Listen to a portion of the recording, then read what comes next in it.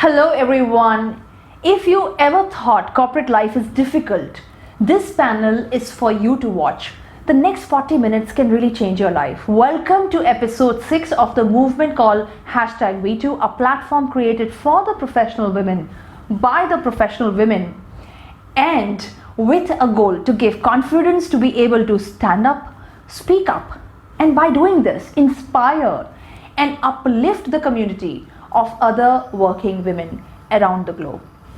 Well, I'm your host Poonam Vijay, the founder of the movement and the community called #We2 India. Very excited I am to announce the topic of the discussion for this month. Some inspirational stories and experiences of women leaders. Yes, we will dwell deeper into the taboo of career breaks, maternity, motherhood, wage penalty, single mom issues and challenges, and loads of inspiration coming really from very strong women who went ahead to craft a path for themselves against all difficulties. Yes, my friends, for this panel, please join me to welcome another inspirational and a stellar lineup of global women leaders. Ms. Khushbu, ex-KSA and Ernst & Young, settled in the UK, is a successful business partner with NHSP England in the transformation and strategic business space. She works closely with Art of Living Foundation too. Ms. Bhavna Janeja, a thought leader who wears multiple hats, very inspirational woman, with 2 decades of rich experience in the global businesses, specializing in the IT service risk assessment, new age technology, a member of Forbes Technology Council, and a global vice president IT services life sciences. Then we have Ms. Surya Singh, very inspirational ex-TV anchor. She has been a radio jockey, an anchor, correspondent, and a producer with Aaj Tak and Headlines Today. Currently, she is leading the brand communications for Air India's wholly owned subsidiary, Alliance Air. And of course, last but not the least, Ms. Gauri Pandey, with over 14 years of vast cross-industry experience in the PR field. She is an independent PR professional who has led many mandates for leading brands across Delhi and NCR. So, without much ado, let's begin a conversation that can and has the power to possibly change your life.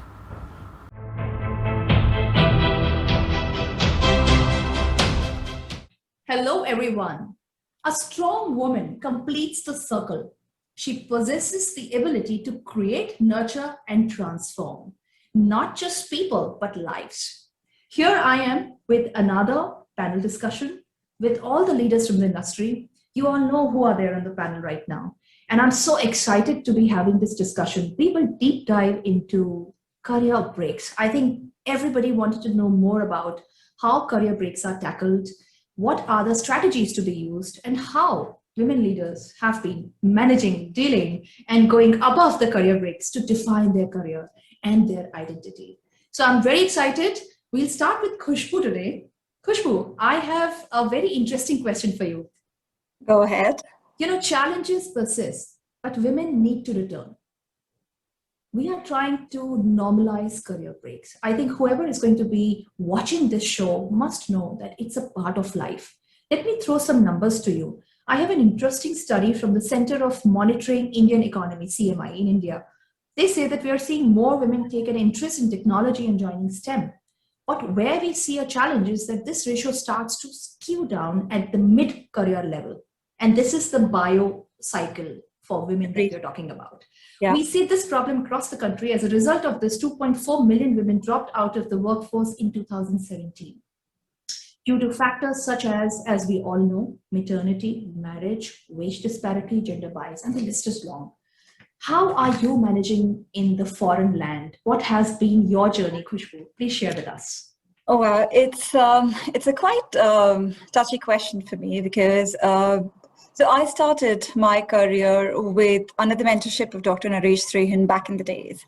Parallelly, I was pursuing my executive MBA from IIM Calcutta, swinged into management consulting, and I absolutely loved that time working with KSA, Technopak, EY, picking up stimulating challenges, absolutely amazing accolades that were coming as a part of my career growth.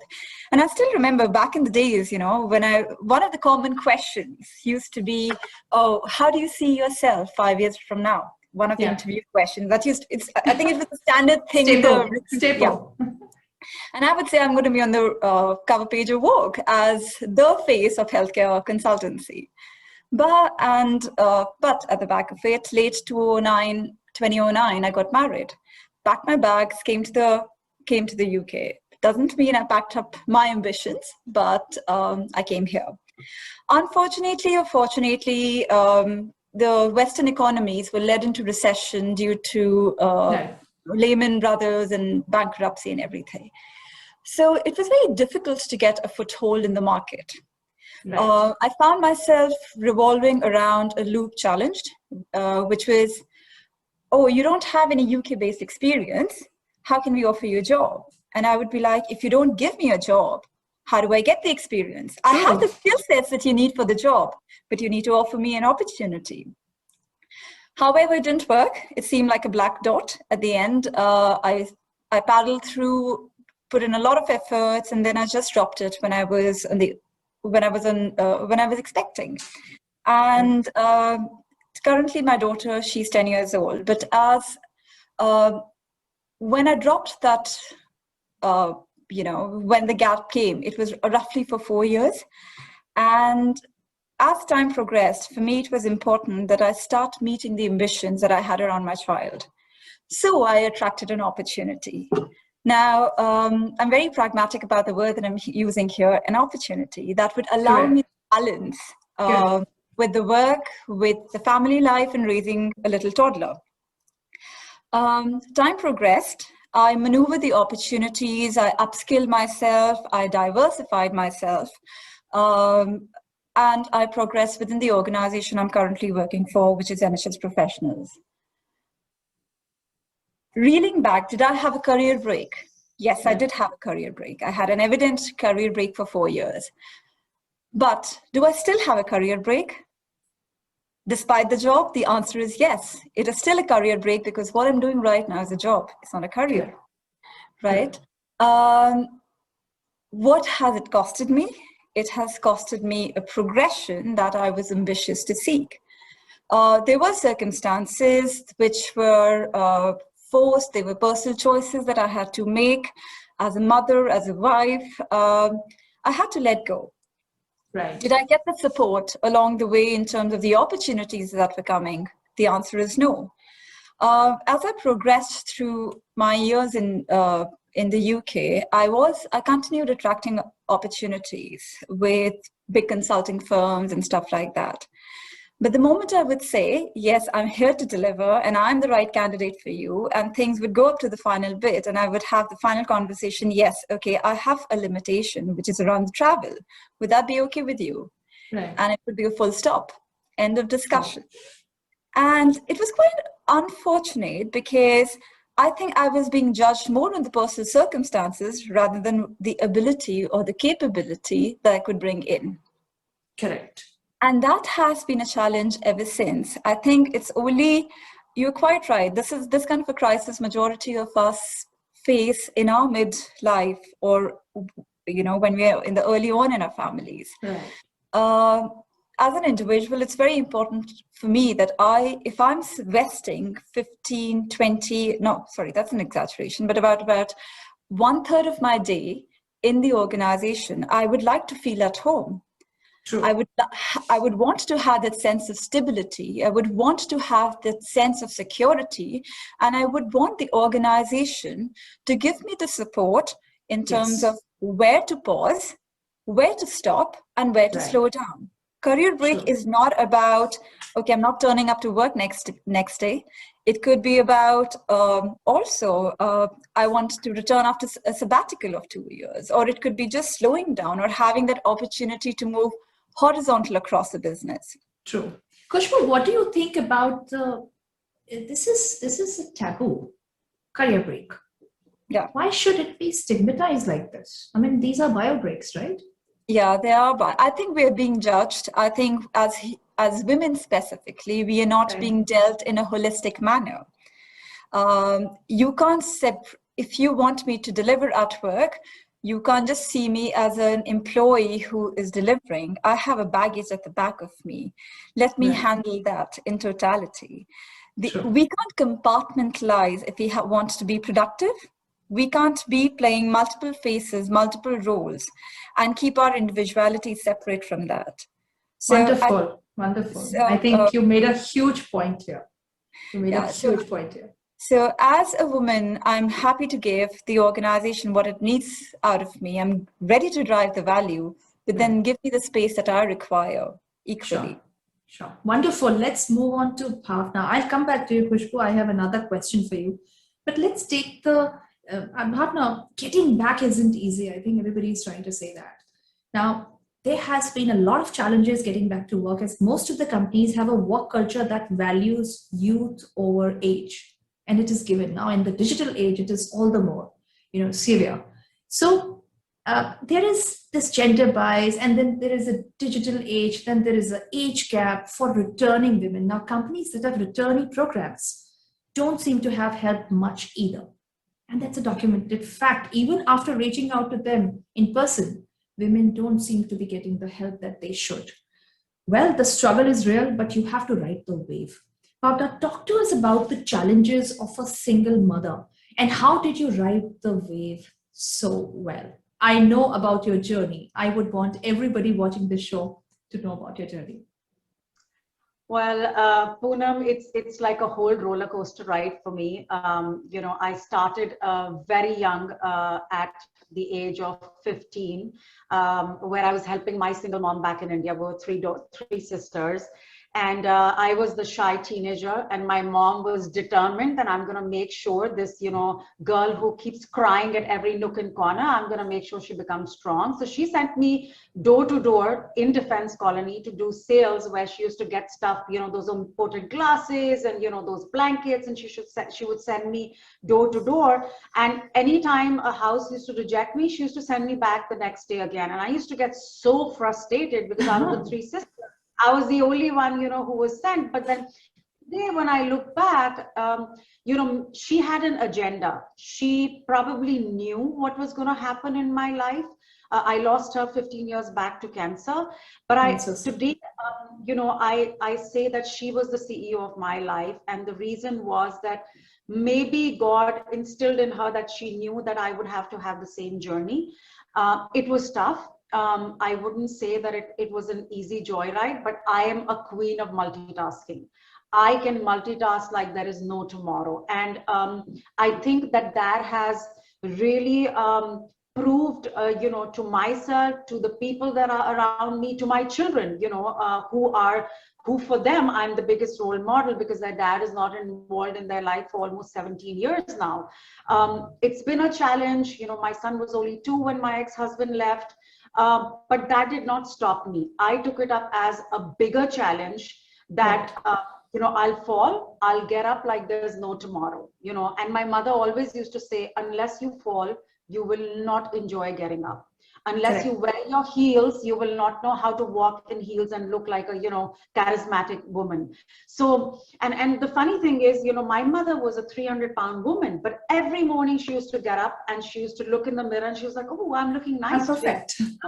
Yes. So, it has been drilled in me and my sisters that never undersell yourself, never look down upon yourself. You are your biggest. You look in the mirror and you say, that's my competition. So my ride as a single mother has been very challenging. When I came to the United States, I waited tables. I have, worked in a music store to pay my rent. I have taken my 40-day-old son to work, but that never stopped me, in doubting myself that I can't do it. I can do so it. Inspirational. Bhavna, what is your internal talk? What do you tell yourself, when there is a challenge? Please inspire. What is your internal talk that you do to yourself? I get up, I get dressed, I get dolled up, and I say, woman, you can do it. Yes. Wonderful. I think when it is difficult times, I think the first thing that we do is we don't want to dress up. We don't want to get up. We don't want to face people. You're saying that do everything as it is perfect. Go out and face the world. Never a dull moment. I always like to dress up, especially when I'm low and depressed. I always think, you know what, today is the day I really got to make effort because I'm my only motivator. If I'm not going to love myself, nobody else is going to love me. So, Sure. you know, that's what inspires me, and that's what I make sure inspires my kids. I'm sure. I'm sure. How is it that you also you were mentioning about how you are trying to help people whenever you're looking at somebody on LinkedIn? Tell us about that story, please. So I have always been, you know, there's always been a point. I'm a serial entrepreneur, so I have multiple ventures, but this one venture, which is my main one, grossing about 63 million globally. I have always, it's a women-owned minority company. It's a global firm with offices in US, Canada, UK, India, and now, you know, exploring the Philippines as well. I have never looked at somebody's experience. I always tell my recruitment team, look at somebody of the enthusiasm to learn and their career aspiration that they bring on the call or on the video when they are with you. Correct. Don't bother about, you know, whether they were a mom, whether they were a housewife, or whether they are on sabbatical. Doesn't matter. You have the aspiration to grow. I will make sure I will give you the platform. Just be sincere, you know, when I give you the opportunity. And very recently, I mean, I've done it many times, but very recently I saw this post of this girl, Neha, you know, who posted, you know, that, you know, in COVID, she lost her job. It's been in a you know, 1.5 years. She's got an HR background. She lost her confidence completely, you know, and there were about 1,300 people who kind of, you know, responded to that. And, you know, I'm a LinkedIn addict. So, you know, I responded to her. I said, you know, why don't you send me your resume? She sent it, you know, I spoke with her and she was like, you know, I really am looking for somebody to help me bring my confidence back. Yeah. And that just struck me. I was like, you know, there is a reason God has made me respond to this, and it is my responsibility to make sure that I help this girl bring her confidence back, because wonderful, who knows, wonderful. You know, she must have fallen down so many times. Somebody is going to be there, you know, to pick her up. And somebody God has to uplift. Wonderful, wonderful, partner. And God chose me. I'm blessed for that. So I'm very proud, you know, I'm coaching her, although I have so many employees in the company who are my team members, but I'm particularly putting a lot of effort in her. I speak with her daily, and you know, all my other folks are like, you know, she's special. She's special. But, you know, if you can uplift the broken people, there's nothing more. I think that is the biggest fulfillment. And this also brings me to the fact that why #V2 and this campaign that we're doing. I'm trying to reach out to all the women leaders like you across the world, bringing them on this panel and discussing about their stories. Why? Not because of the designation that you carry or because of the profession that you have been. It is a platform where I'm looking for real people to come and talk. No hunky-dory stuff, no anything of, it is your story. If you are proud of the challenges, as you said, this platform is for you. And as you know, Bhavna, I'm going to be requesting right now, I want to interrupt everything and request every woman out there who's watching this, if we all can help the way you are uplifting Neha, I'm sure if she's watching this, she's going to feel a little more confident. We all are talking about her. If we can uplift one person out there, be it Neha or be it Danish or be it Saurabh, it is one human being. I think that's the biggest fulfillment as corporate leaders we can do. And this whole campaign, now you all are part of #V2 community. We are trying to uplift people. So wonderful, Bhavna, wonderful. Thank you for sharing. I will roll back to you. I want to now go to Surya. Surya, you know, women are also discouraged from returning to work. Yeah. Now, you know, that it is difficult, but they are also discouraged. I want to throw a little light on it. You know, after a break due to number of expectational factors. Now, be it society, people, friends, colleagues, or your family, somebody will come and just tell you, hey, it's been 5 years of career break. You're not apt for the industry anymore. Things like that, you know, it happens. Now, it is the environment, internal environment, and the external environment. A world full of bias, assumptions, lack of empathy, I would say, at many levels, no understanding of the bio breaks are so important. I cannot emphasize on the importance of it is as normal as you breathing. Right? If you're unwell, you're going to take a break. Likewise, if there is some requirement in your family, and most of the researchers have put this fact on the table, that most of the career breaks are not because you want to chill, because there is a requirement in the family, or you're immediate, or you want to upskill yourself. What is your take on this? How has been your journey, Surya? Right. You know what, Poonam, let me tell you, I've had two major career breaks in my life. One was actually quite early. I had just given my 12th standard exams, and on my birthday, got this disease. It's an idiopathic disease called Bell's palsy. This is a facial paralysis.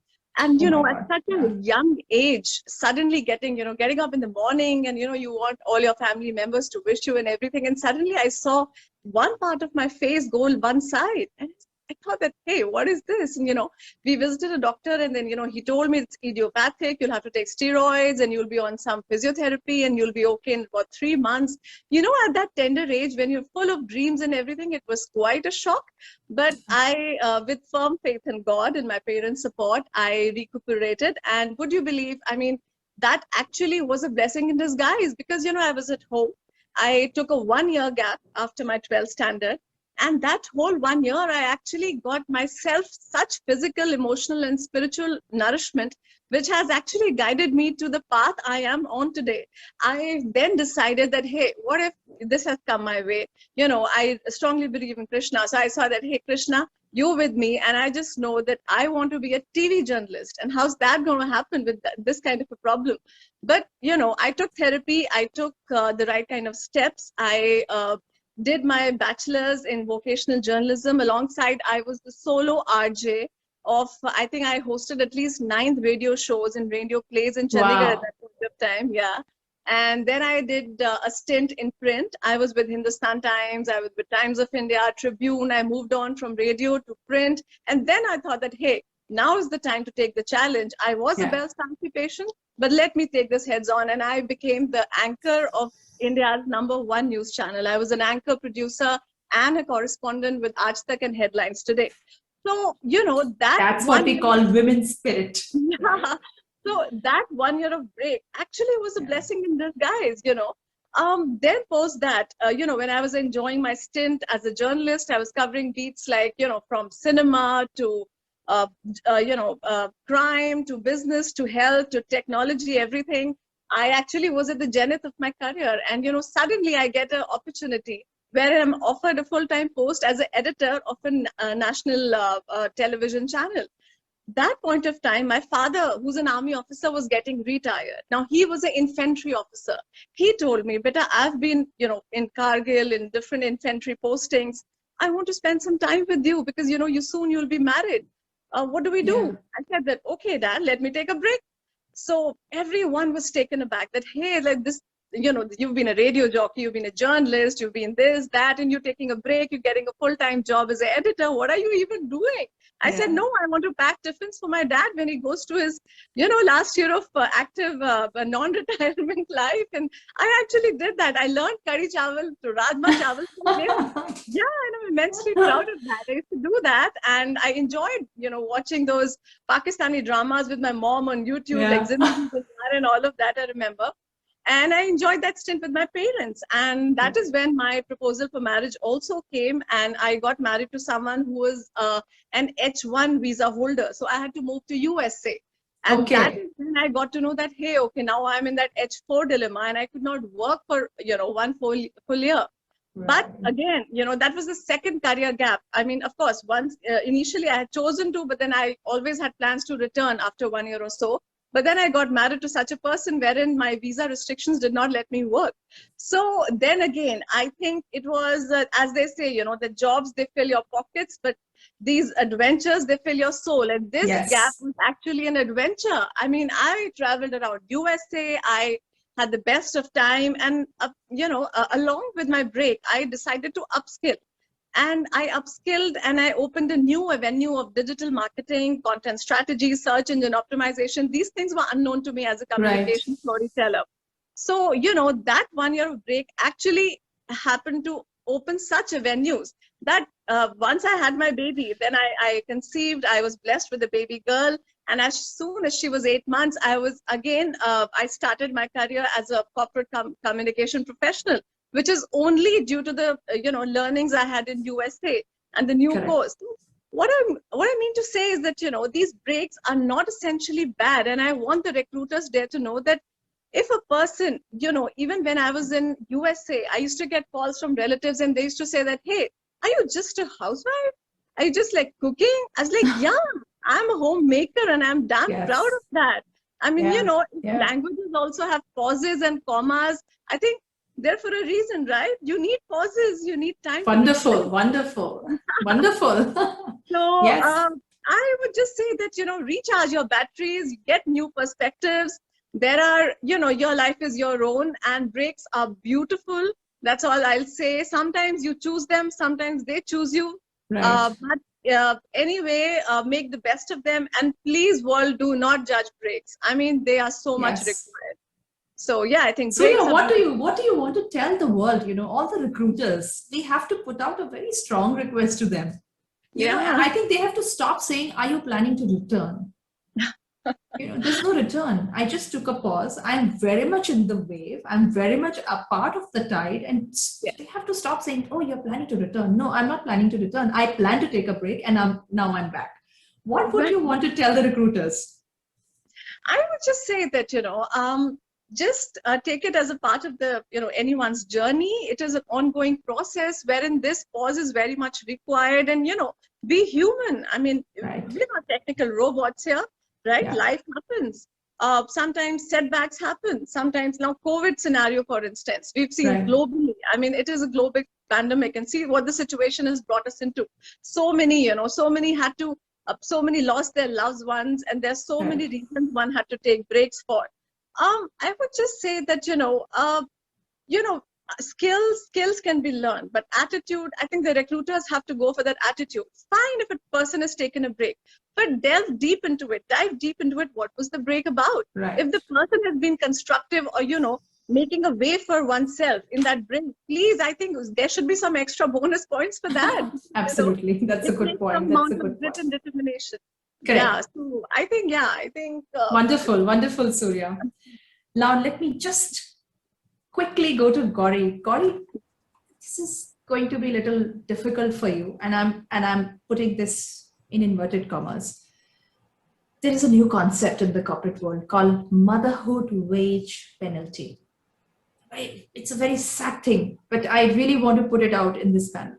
One of the online surveys titled Second Careers of Women Professionals, the India story, was a part of Avtar's annual Research Viewpoint Report 2019, and I quote, "It was conducted amongst 783 second career women from various sectors across India with an average work experience of 9.5 to, you can say, a career break of 4 to 5 years.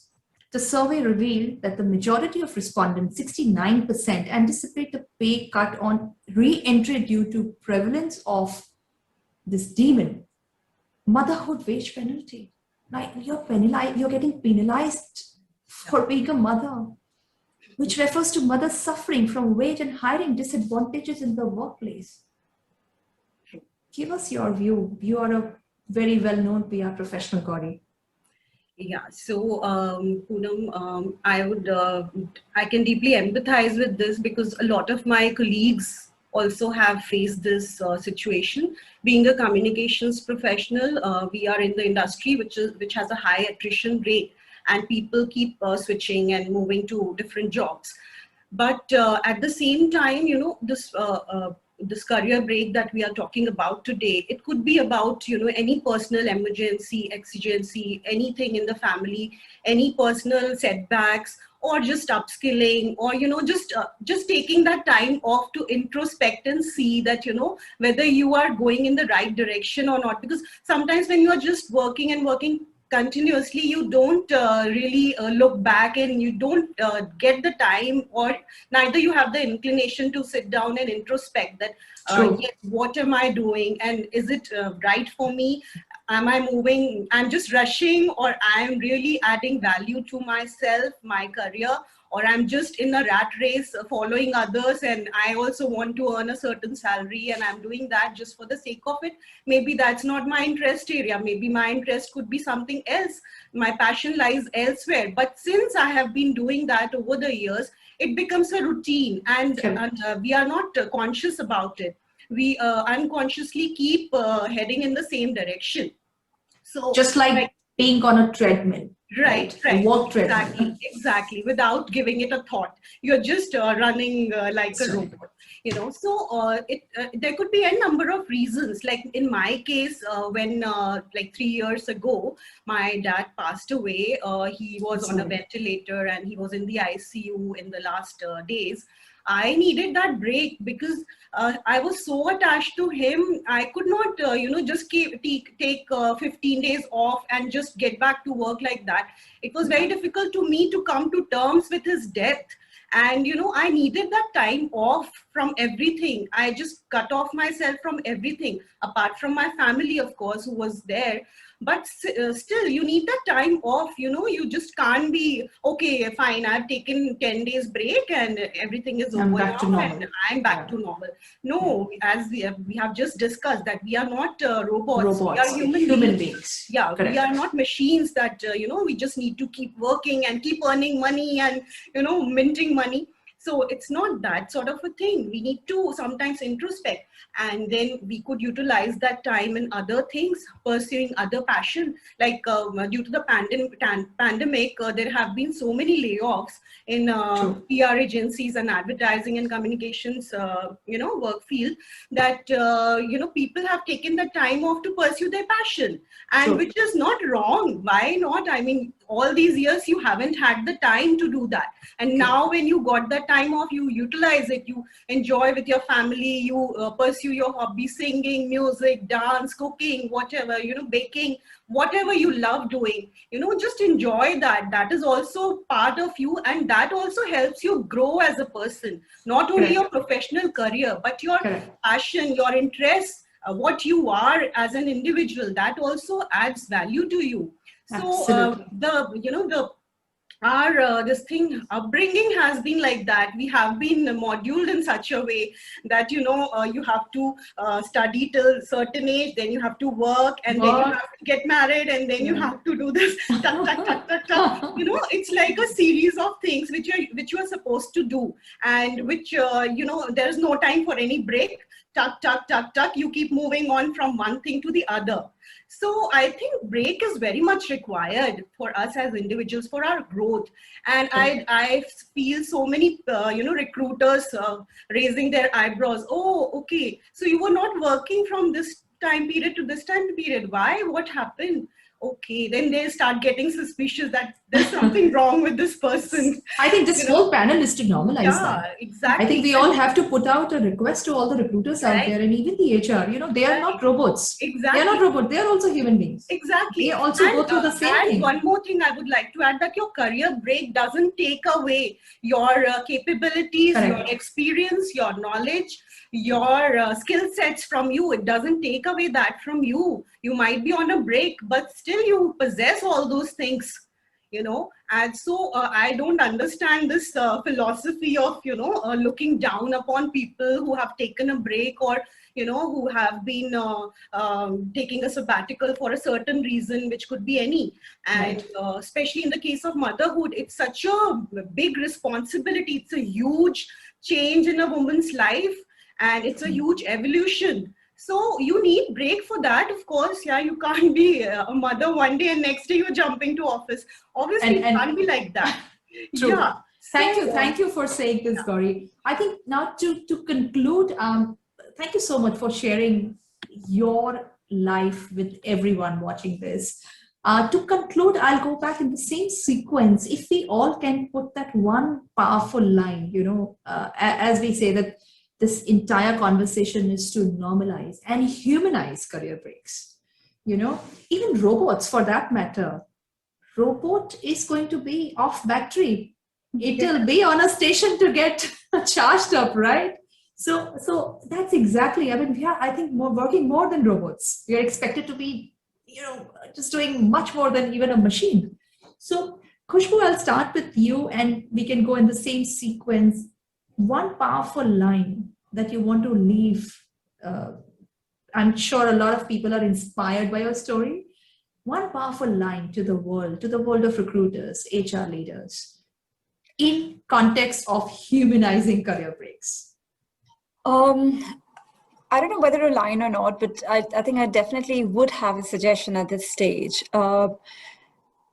Shit happens. It's important that there is an element of adaptability with the employers. Attracting fresh talent is always good, but retaining talent with the organization is a lot more productive. Generally, organization goes for low-hanging fruit. Yeah. But in consequence of that, they lose very good talent. They miss out on good talent or people who have been with them for a rather long time. They miss those mid-term to long-term human assets that could be contributing. Sure. So I think there's a huge element of EQ required. They need to be programmed where women, if they require support to come back into the industry, companies should consider launching such things or allow horizontal movements across the organization that helps them slow down or helps them cut down the responsibility. I mean, for me, it's like, if I can't feel at home at my work, then I'm not going to last with you for too long. True. So it's that sense of belongingness is very, very critical to me. The sense of support, sense of belongingness, and building further EQ, because actually the world is moving towards a lot of, we are going to be seeing robots and machines all around. We are so digitally, the digital assets are a part of our life. So I think the EQ, we should work on the EQ is your takeaway.